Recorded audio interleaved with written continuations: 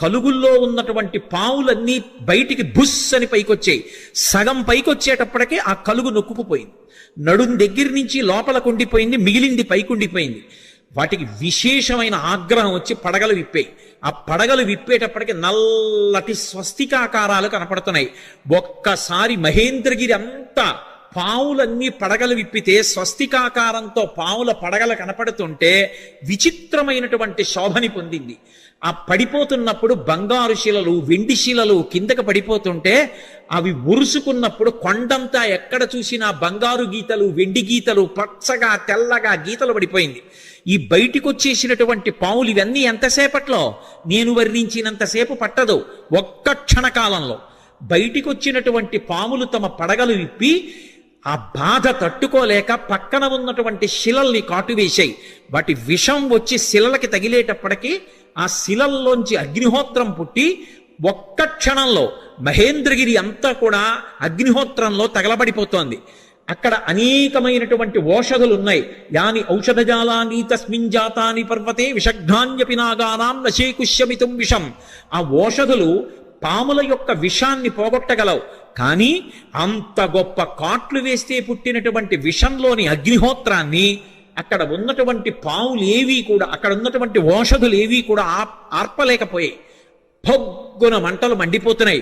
ఒక పక్క గుహల్లో సగం శరీరాలు ఉండిపోయాయి. ఈ పావులు, క్రూర జంతువులు ఈ వేడి ఎక్కడ లేని అరుపులు అరుస్తున్నాయి.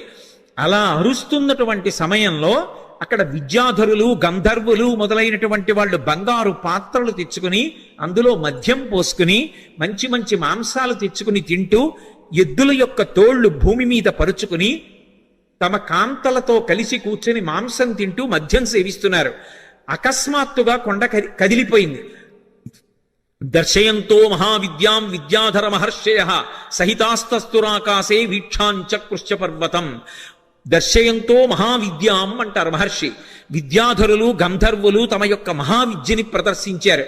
ఏమిటా మహావిద్య అంటే, కొండంతా కదిలిపోయి పావులన్నీ పైకి లేచి క్రూర మృగాలు అరిచి చెట్లన్నీ అకస్మాత్తుగా పువ్వులు కురిసేసి పెద్ద పెద్ద అరుపులు అరిచి అగ్నిహోత్రం పుట్టేసింది.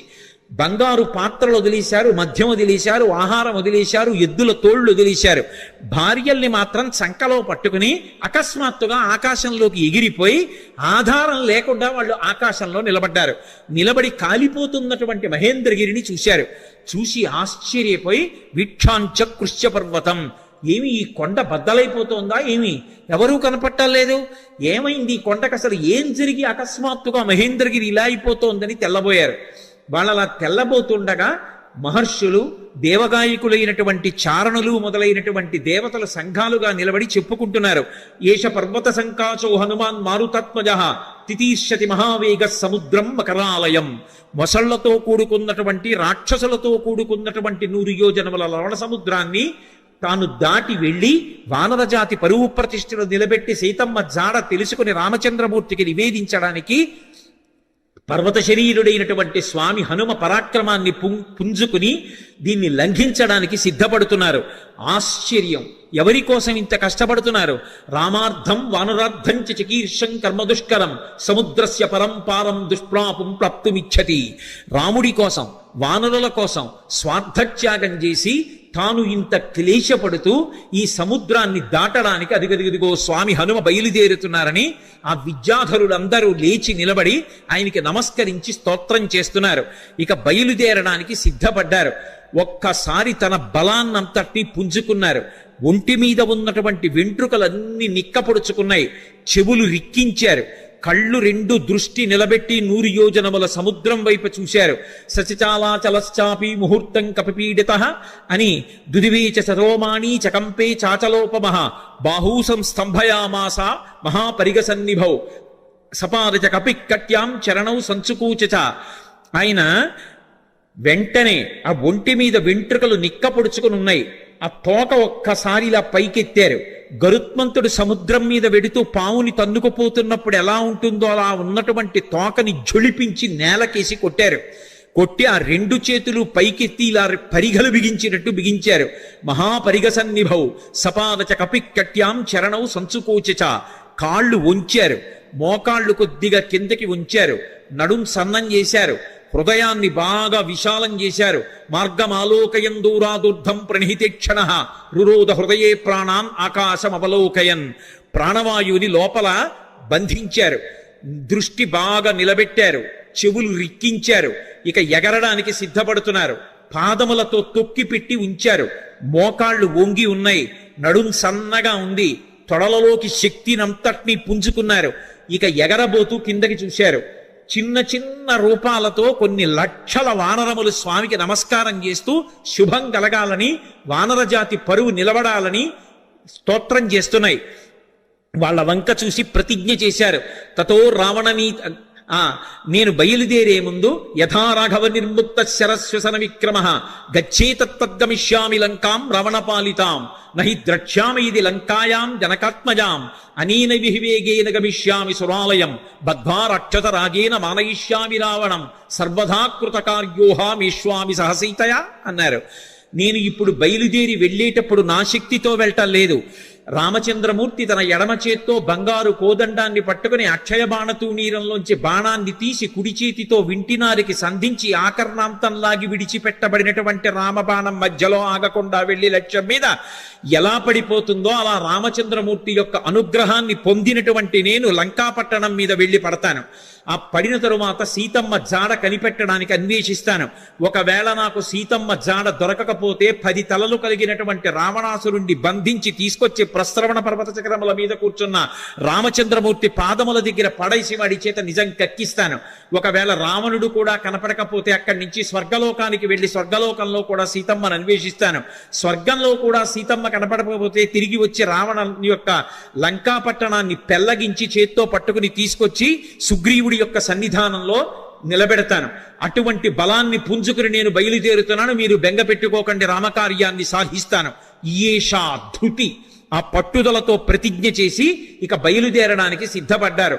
ఒక్కసారి ఎగిరేటప్పటికి ఊరు వేగోద్ధతా వృక్షా ముహూర్తం కపిమన్వయం ప్రస్థితా దీర్ఘమధ్వానం సబంధుమివ బాంధవాహ. ఆయన ఒక్కసారి సముద్రం మీదకి ఏటవాలుగా తెల్లవారుజాము కాలంలో ఎగిరితే కొన్ని వందల సంవత్సరముల నుంచి ఆ పర్వతం మీద పెరుగుతున్నటువంటి మహావృక్షములు కూడా కూకటి వేళ్లతో సహా పెకలింపబడి ఆయన తొడల వేగానికి ఆయనతో పాటుగా వెళ్ళి కొంత దూరం వెళ్ళిన తరువాత ఇక ఆ వేగంతో వెళ్ళలేక సముద్రంలో పడిపోయాయి. చిన్న చిన్న చెట్లు చాలా దూరం వెళ్ళాయి. ఆ వెళ్ళడం ఎలా ఉందంటే, ముఖ్యమైనటువంటి బంధువులు దూర ప్రదేశానికి ప్రయాణం చేస్తుంటే అనుగమించి కొంత దూరం వెళ్ళి వీడ్కోలు పలికి వెనక్కి వస్తున్నటువంటి బంధువుల సమూహమా అన్నట్లుందిట. మహారాజుని అనుగమించి మహారాజు వెంట పెడుతున్నటువంటి సైన్యమా అన్నట్టుగా ఉందిట. ఒక దాంట్లో నిర్బంధం, ఒక దాంట్లో ఐచ్ఛికం. బంధువులు వెళ్ళేటప్పుడు స్వచ్ఛందంగా వెడతారు, సైన్యం వెళ్ళేటప్పుడు రాజుని అనుగమించాలి, రాజాజ్ఞ. ఎలా వెడతారో అలా వెడుతున్నారు. అలా వెళ్ళి ఆ చెట్లన్నీ కూడా బరువైనటువంటి చెట్లు ముందు పడిపోయాయి, తేలికైన చెట్లు చాలా దూరం హనుమతో పాటు వెళ్ళాయి.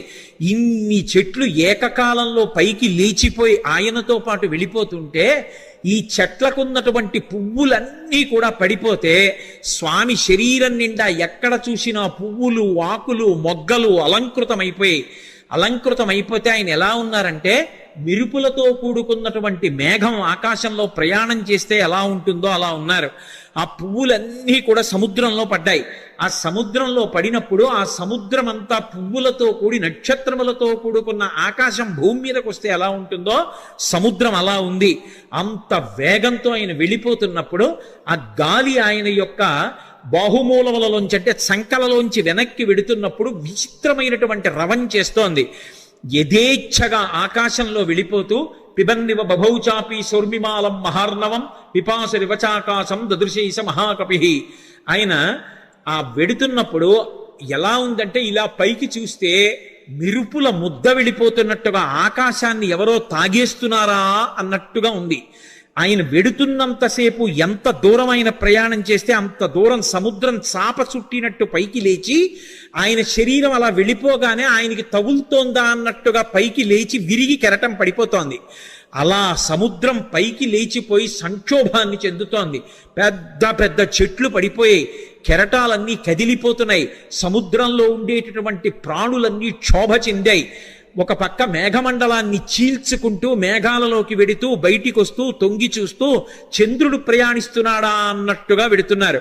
ఆ వెడుతున్నప్పుడు సంధ్యాయా సమవిస్పృష్టం యథాతత్ సూర్యమండలం ముఖం నాసికయా తస్యా తామ్రయా తామ్రమా బభౌ. ముందు నుంచి చూస్తే ఎర్రటి ముఖం, పగడాల ముద్దలా ఉన్నటువంటి ఎర్రటి మూతి, వెనకాల చూస్తే గైరికాది ధాతువులతో ఉన్నటువంటి పర్వతం బద్దలైతే జేగురు రంగులో ఎలా ఉంటుందో అటువంటి పృష్ఠభాగం. ఆ తోక చూస్తే ఇలా స్తంభంలా నిలబెట్టారు. ఇంద్రధ్వజానికి పూజ చేసినప్పుడు ఇంద్రధ్వజాన్ని ఎలా నిలబెడతారో అలా నిలబెట్టారు. అప్పుడప్పుడు ఆ తోకని ఉంచి విసురుతున్నారు. అది ఎలా ఉందంటే గరుత్మంతుడు సముద్రం మీద వెడుతూ ఒక పావుని నోట కరచుకుని వెడుతున్నప్పుడు అది గింజుకుంటే ఎలా ఉంటుందో ఆ తోక తిరగడం అలా ఉంది. ఒక్కొక్కసారి ఆ తోకని ఇలా ఉంచి తల మీద పెడుతున్నారు. ఆకాశంలో ఒక పెద్ద ఇంద్రధనస్సు ఏర్పడిందా అన్నట్టుగా ఉంది. ఆయన అలా వెడుతుంటే దూరం నుంచి ముందు నుంచి చూస్తే ఎలా ఉన్నారంటే పిబన్నివ భబౌచాపి సౌర్మిమాలం మహార్ణవం పిపాసు వివచాకాశం దదృశేష మహాకపి. ఆ దూరం నుంచి పర్వతస్థా వివానలౌ, ఆ రెండు కళ్ళు కూడా ఎక్కడో పర్వతంలో చీకటిగా ఉన్న చోట రెండు నెగళ్ళు వేస్తే ఆ రెండు నెగళ్ళు రెండు అగ్నిహోత్రాలు రగులుతుంటే ఇక్కడి నుంచి చూస్తే ఎలా ఉంటాయో పచ్చగా ఉన్నటువంటి ఆయన కళ్ళు అలా ఉన్నాయి. అలా వెళ్ళిపోతున్నారు. ఆ వెళ్ళిపోతున్నప్పుడు అకస్మాత్తుగా సముద్ర జలాలన్నీ కూడా ఇలా చాప చుట్టినట్టు పైకి లేచి పడిపోతుంటే ఆ సముద్రంలో ఉన్నటువంటి ప్రాణులన్నీ ఒక్కసారి కనపడ్డాయి. తిమివక్రజుషాహ కూర్మాహ దృశ్యంతే వివృతాస్తథా వస్త్రాపకర్షకేణేవ శరీరాణి శరీరిణాం అంటారు మహర్షి. ఒక వ్యక్తి బట్ట కట్టుకుని పడుకుని నిద్రపోతుంటే పెద్ద గాలి అతని మీదకొస్తే బట్ట పైకి లేచిపోతే శరీరావయవములన్నీ ఎలా కనపడతాయో అలా ఎప్పుడూ సముద్రం అడుగున ఉండేటటువంటి ప్రాణులు ఎవ్వరికీ ఎప్పుడూ కనపడనివి హనుమ చేస్తున్నటువంటి గమన శక్తికి చాప చుట్టినట్టు పైకి ఇలా లేచిపోతే తరంగం కింద లోపల ఉన్నటువంటి పెద్ద పెద్ద చేపలు, చిన్న చిన్న చేపలు, ఎండ్రకాయలు, తాబేళ్లు, మొసళ్ళు అన్నీ ఒక్కసారి వెలుతురులో కనపడుతున్నాయి అనుకునేటప్పటికీ పెద్ద చప్పుడుతో ఈ కెరటం వెళ్ళి మళ్ళీ పడిపోతోంది. ఆ కెరటం మళ్ళీ పడిపోతుంటే సముద్రం అంతా కలయి తిరిగిపోతోంది. అలా కలయి తిరిగిపోతుండగా నిర్భయంగా క్రీడిస్తున్నవాడు ఎలా ఉంటాడో అలా ఆకాశ మార్గంలో గమనం చేసి వెళ్ళిపోతున్నారు. అద్భుతమైన ప్రయాణం. నిజంగా శాబ్దిక ప్రత్యక్ష ప్రసారం చేశారు వాల్మీకి మహర్షి. సుందరకాండ ప్రథమ సర్గ చదువుతుంటే మన కళ్ళ ముందు కనపడుతుంది ఆయన వెడుతున్నటువంటి తీరు. ఆ మబ్బుల్లోంచి ఏదో ఒక బంగారు ముద్ద వెళ్ళిపోతోందా అన్నట్టుగా, చంద్రబింబం మబ్బుల్లోంచి ప్రయాణం చేస్తోందా అన్నట్టుగా వెళ్ళిపోతుండగా సముద్రుడు చూశాడు. చూసి వెంటనే మైనాకుణ్ణి పిలిచి అన్నాడు. మైనాకుడు బంగారు శిఖరములతో ఉంటాడు. ఆయన యొక్క గర్భంలోనే ఉన్నాడు, సముద్ర గర్భంలో. ఆయనతో అన్నాడు, అహమిక్ష్వాకునాథేన సగరేణ వివర్ధత ఇక్ష్వాకు సచివశ్చాయం నావసీదితుమర్హతి. ఇది రామాయణం చదువుకున్నటువంటి జాతి యొక్క లక్షణాన్ని మహర్షి జ్ఞాపకం చేస్తున్నారు. నేను సముద్రుణ్ణి. ఈ భూమి మీద సముద్రాలు ఎలా ఏర్పడ్డాయో తెలుసా? ఇక్ష్వాకు వంశంలో పుట్టినటువంటి సగర చక్రవర్తి యొక్క కుమారులు 60,000 మంది సగరులు ఈ భూమిని గోతులు తవ్వితే గోతులలోకొచ్చి నిలబడినటువంటి జలములకు సాగరములని పేరొచ్చింది. మేము ఏర్పడ్డాము అంటే దానికి కారణం అదిగో ఇక్ష్వాకు వంశంలో పుట్టిన సగర చక్రవర్తి. ఇవాళ ఆ ఇక్ష్వాకు వంశంలో పుట్టినటువంటి రామచంద్రమూర్తి యొక్క భార్య జాడ తెలియక ఆపద పొందితే రాముడికి సహాయం చెయ్యాలి అని ఆయన యొక్క సచివుడైనటువంటి స్వామి హనుమ నిరాధారమైనటువంటి ఆకాశ మార్గంలో ప్రయాణం చేసి వెడుతున్నారు. మేము ఏర్పడడానికి కారణం ఇక్ష్వాకు వంశంలో పుట్టిన సగరుడైతే ఆ ఇక్ష్వాకు వంశంలో పుట్టిన రాముడికి కష్టం వచ్చినప్పుడు కష్టం తీర్చడానికి వెడుతున్న హనుమకి ఉపకారం చెయ్యాలి కదా. నువ్వు నాలో ఉన్నావు కదా, నా నీళ్లు తాగడానికి పనికిరావు, ఉప్పు నీరు. కానీ నీ ఎందు పర్వతములున్నాయి, ఆ పర్వతాల్లో చెట్లున్నాయి, చెట్లల్లో అనేకమైన తేనెపెట్లున్నాయి, కందమూలాలున్నాయి. ఒక వానరానికి అంతకన్నా ప్రీతికరమైనది ఏది ఉంటుంది? నువ్వు పైకి లేస్తే ఒక్కసారి ఆయన విశ్రమిస్తారు. విశ్రమించి కాస్త తేనె తాగుతారు, కాసిని కందమూలాలు తింటారు, తర్వాత ప్రయాణం చేస్తారు. అటువంటి మహానుభావుడు ఎడుతున్నప్పుడు మనం ఆయనకి కించిత్ ఉపకారం చెయ్యకపోతే ఎంత దోషం చేసినట్టు. పాతాళ శాప్రమేయస్య ద్వారమావృత్య తిష్టసి తిర్యగోత్వమలశ్చైవ శక్తిస్తే శైలవర్ధితం. నువ్వు ఈ సముద్రంలో పడిపోయినప్పుడు పాతాళలోకం నుంచి రాక్షసులు పైకొచ్చేటటువంటి బిలానికి అడ్డంగా పడ్డావు ద్వారానికి. కాబట్టి రాక్షసులు పైకి రాలేరు. కానీ నీకు ఒక శక్తి ఉంది. నువ్వు పైకి పెరగలవు, పక్కలకి పెరగలవు, కిందకి వెళ్ళగలవు. కాబట్టి పైకి లే, స్వామి హనుమ వస్తున్నారు, తొందరగా లే. ఎందుకో తెలుసా? కర్తవ్యమకృతం కార్యం సతాం మన్యుముదీరయేత్. ఆర్షవాక్కు అద్భుతమైన విషయాన్ని చెప్తున్నారు. మహాత్ములకు కోపం రాదు, కానీ అటువంటి మహాత్ములు కూడా కోపగిస్తారు. ఎప్పుడు కోపగిస్తారో తెలుసా? చెయ్యవలసిన పని చెయ్యడం కాదు, చెయ్యవలసిన పని చెయ్యవలసిన సమయానికి చెయ్యకపోతే మహాత్ములకు కూడా ఆగ్రహం వస్తుంది. అందుకని ఆయన దాటిపోక ముందు నువ్వు లేవాలి. అయ్యో నాకు తెలిసి లేచేటప్పటికి ఆయన వెళ్ళిపోయారు అనకూడదు. ఆయన రాకముందు లేచి నిలబడాలి. మహాత్ములు వచ్చేటప్పటికి సిద్ధంగా ఉండాలి. అందుకని వారు రాకముందు లేచి నిలబడు, అంజలి ఘటించు, స్వాగతం పలుకు, పలికి ఆయనకి విశ్రాంతికి స్థానం కల్పించు. అనగానే మైనాక పర్వతం సముద్రాన్ని చీల్చుకుని ఒక్కసారి పైకి లేచింది. వచ్చేస్తున్నారు హనుమ ఆకాశ మార్గంలో. అకస్మాత్తుగా ఆ శిఖరముల మధ్యలో బంగారం ఉంటుంది. బాలసూర్యుని యొక్క కిరణములు పడి తెల్లవారుజాము కాలమేమో మరింత శోభిస్తోంది. ఆకాశం అంతా బంగారు వర్ణం పొందేసింది. అకస్మాత్తుగా సముద్రంలోంచి శిఖరములు లేచాయేమో, సముద్ర రంగంతా కూడా బంగారు రంగు అయిపోయింది. ఆ శిఖరములు పైకి లేచాయి.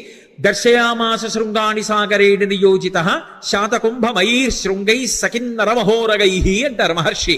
ఆ పర్వత శిఖరములు పైకి లేస్తే దాని మీద కిన్నరులు ఉన్నారు, దాని మీద భయంకరమైనటువంటి సర్పములు ఉన్నాయి, చెట్లున్నాయి, తేనెపట్లున్నాయి, కందమూలాలున్నాయి, బంగారంతో మెరిసిపోతున్నాయి ఆ శిఖరాలు.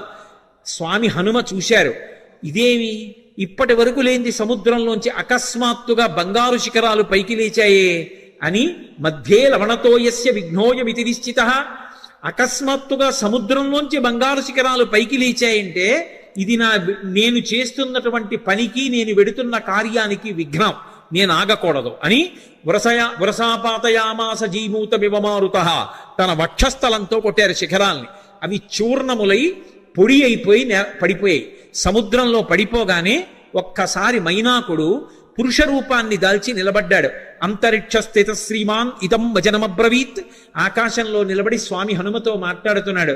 మహానుభావ, కృతీచ ప్రతికర్తవ్యం దేశధర్మ సనాతన సోయం తత్ ప్రతికారార్థి తత్వ సమ్మానమర్హతి అతిథి కిల పూజార్హ ప్రకృతోపి విజానత. ఈ జాతికి ఒక లక్షణం ఉంది, ఉపకారం చేసిన వాడికి ప్రత్యుపకారం చెయ్యాలి. ఒక ఉపకారాన్ని పొంది తిరిగి ప్రత్యుపకారం చెయ్యకుండా ఉపకారాన్ని మరిచిపోయిన వాడెవరుంటాడో వాడు కృతఘ్నుడు. అటువంటి కృతఘ్నుడికి నిష్కృతి లేదు. కిష్కింధకాండలో కూడా స్వామి లక్ష్మణుడు అంటాడు, బ్రహ్మఘ్నైచ సురాపేచ చౌరే భగ్న వ్రతీ తథా నిష్కృతిర్విహితా సిద్ధి కృతఘ్నో నాస్తి నిష్కృతి. బ్రహ్మహత్య చేసిన వాడికి, దొంగతనం చేసిన వాడికి, సురాపానం చేసిన వాడికి, ఒక వ్రతం చేస్తానని నీళ్లు ముట్టుకుని కూడా వ్రతం చెయ్యకుండా వ్రతభంగం చేసిన వాడికి ప్రాయశ్చిత్తం ఉందేమో కానీ చేసిన ఉపకారాన్ని మరిచిపోయి కృతఘ్నుడై బ్రతికేటటువంటి వాడికి మాత్రం నిష్కృతి లేదంటాడు. కాబట్టి కృతీచ ప్రతికర్తవ్యం దేశధర్మ సనాతన. ఉపకారం చేసిన వాడికి ఉపకారం చెయ్యొద్దు. నేను సముద్రంలో దాక్కున్నాను, దాక్కోవడానికి నాకు అవకాశం ఇచ్చి సముద్రుడు ఉపకారం చేశాడు. అంతేకాదు, నీ తండ్రి నాకు ఉపకారం చేశాడు. ఒకానొకప్పుడు పర్వతాలకన్నిటికీ కృతయుగంలో రెక్కలుండేవి. పర్వతములు ఎగిరి వెళ్ళి ఎక్కడ కావాలంటే అక్కడ దిగేవి. అలా దిగుతున్నప్పుడు గ్రామాలకి గ్రామాలు, మునివాటికలు నశించిపోతుండేవి. అందరూ హాహాకారాలు చేస్తే దేవేంద్రుడు తన వజ్రాయుధంతో పర్వతాలకు ఉండేటటువంటి రెక్కలు తరిగేశాడు. అలా తరిగేస్తున్నప్పుడు నా రెక్కలు కూడా తరిగేస్తాడని నేను భయపడి భయంతో రెక్కలు ఉన్నా ఎగరలేక ఉండిపోయాను.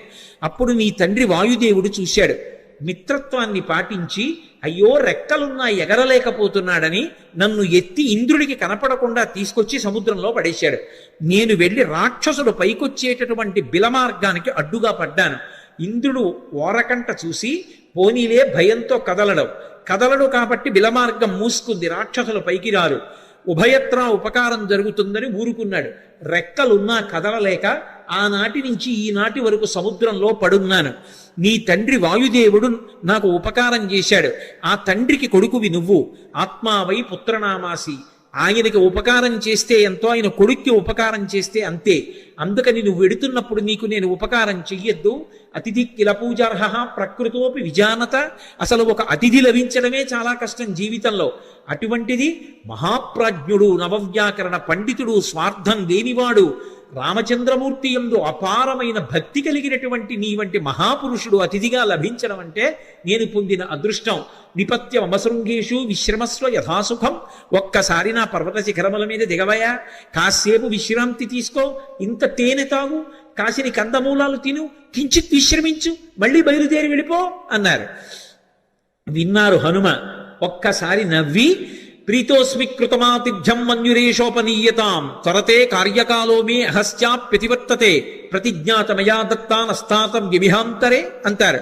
ప్రీతోస్మి కృతమాతిథ్యం, చాలా సంతోషం, మీరు నాకు ఆతిథ్యం ఇచ్చినట్టే, మీరు నాకు అన్నీ పెట్టినట్టే, కానీ అన్యురేషోపనీయతాం, మన్యువు పెట్టుకోకండి, అంటే కోపం పెట్టుకోకండి మనసులో.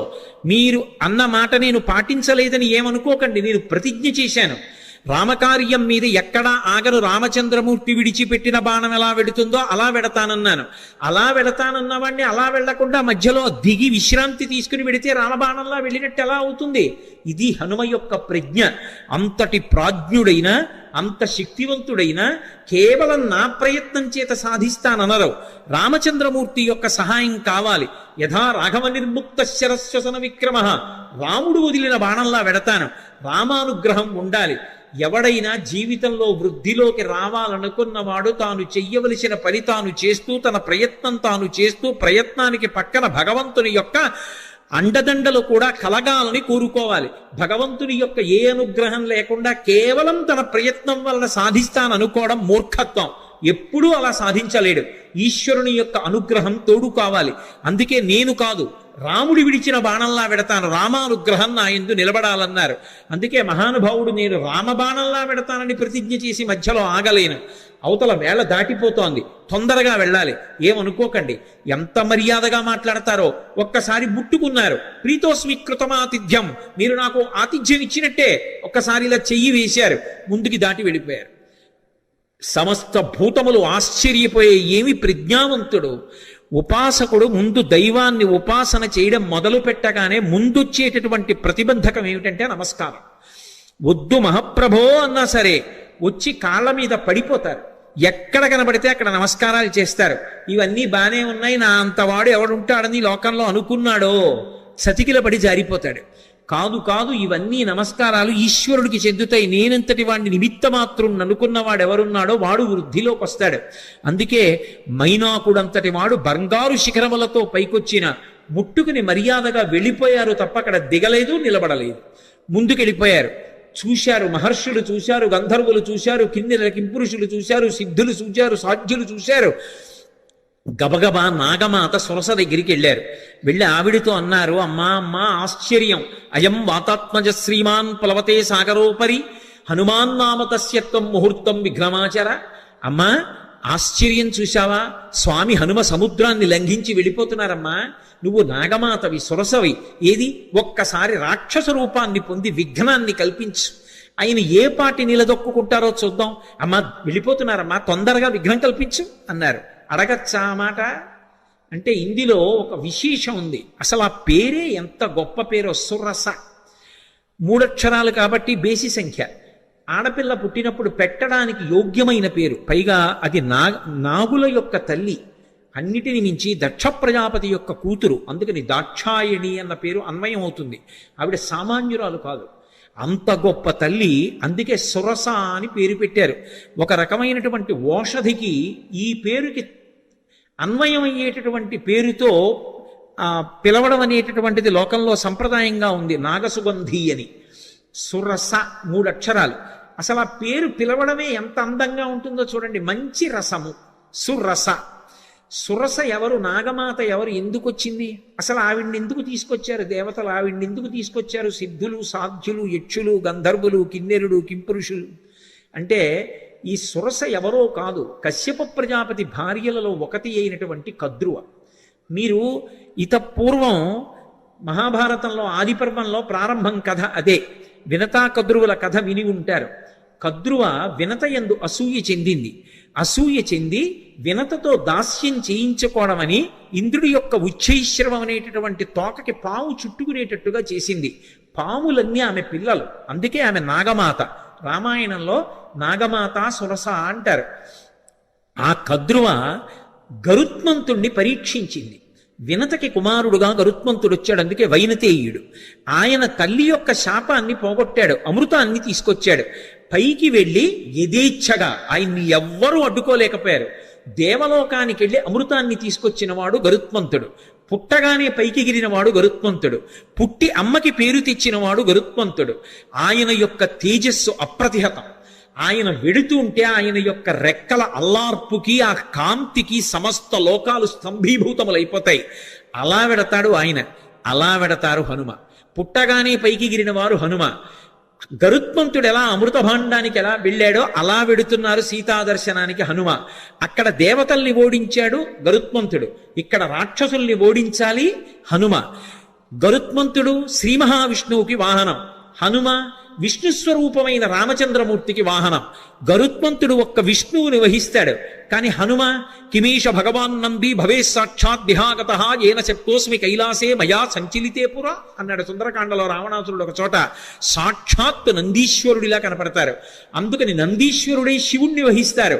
గరుత్మంత స్వరూపంలా తాను కూడా శ్రీ మహావిష్ణువుని రామచంద్రమూర్తిని వహిస్తారు. అందుకని గరుత్మంతుడు వాహనం, హనుమ వాహనం. అందుకే ఇప్పటికే హనుమద్వాహనం అని లోకంలో వాహనాలు తిరుగుతున్నప్పుడు హనుమద్వాహనం మీద కూడా వెడతారు స్వామి. కాబట్టి వాహన రీత్యా ఇద్దరు అభిన్నులు, తల్లికి కీర్తి తేవడంలో అభిన్నులు, తల్లికి కలిగినటువంటి ఇబ్బందిని తొలగించడంలో అభిన్నులు. ఇక్కడ సీతమ్మ తల్లి తల్లితో సమానం.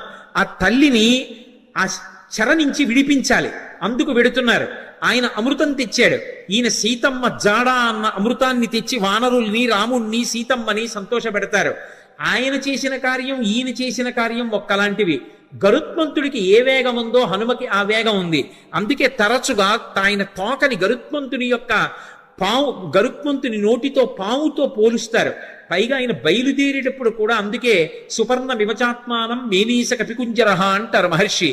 తనని తాను గరుత్మంతునిగా భావించుకున్నారు, ఎందుకంటే ఇద్దరు అభిన్నులు కనుక. గరుత్మంతుణ్ణి పరీక్ష పెట్టినటువంటి కద్రువ మాత్రమే హనుమని కూడా పరీక్ష చెయ్యడానికి యోగ్యురాలు. ఆ శక్తి ఆవిడికే ఉంది. అందుకే దేవతలు నాగమాత అయినటువంటి కద్రువ దగ్గరికి వెళ్ళారు. కద్రువకి మారు పేరు సురస. ఆ కద్రువే ఒకానొకప్పుడు అదితి చేత శాపం పొందింది. శాపం పొంది రోహిణీదేవిగా వచ్చింది. ఆ రోహిణీదేవిగా వచ్చినప్పుడు మళ్ళీ బలరాముడికి తెల్లయింది. బలరాముడు ఎవరు? శేషుడు